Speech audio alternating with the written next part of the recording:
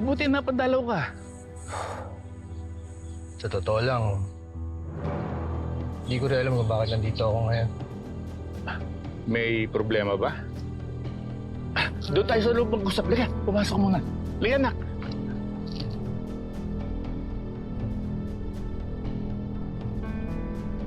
Yung motor, pasok niya lang sa loob, ba? Sir. Ata na.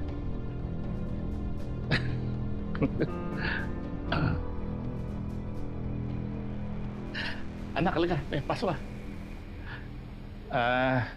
Ano gusto mo? Kape? Soft drinks? Kuha mo ka kape. Okay po.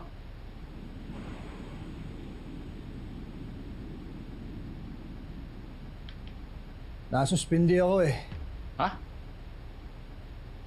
Bakit? Pakipagsagutan ako kay Chief.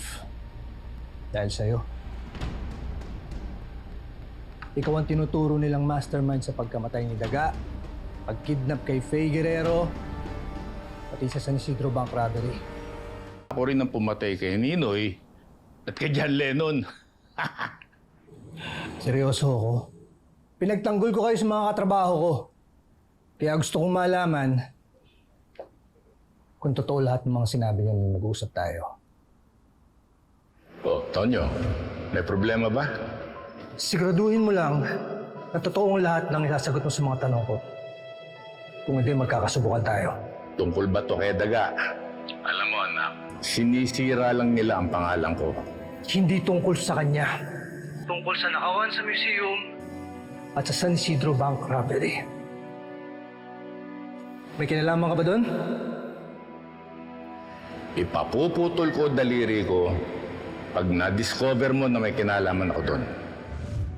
Tonyo, kung ano man yung sinabi ko noon, walang nagbago. Wala akong kinalaman sa lahat ng yun. Maraming salamat nga pala at pinagtanggol mo ko. Gusto ko lang makasiguro na tamang tao yung pinagtanggol ko. Ipupusta ko yung kandidatura ko. Na tama ang paniniwala mo sa akin.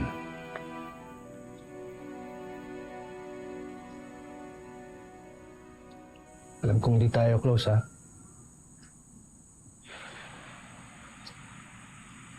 Pero alam ko rin hindi kayo masamang tao. Salamat, anak. Malaking bagay na para sa akin yon. Maaaring hindi kayo masamang tao, pero naging masamang ama pa rin kayo. Alam ko. Hindi ko na yung mababago. Pero gusto kong bumawi. Gusto mong bumawi? Sige. Bigyan mo ako ng trabaho. Gawin mo akong bodyguard mo.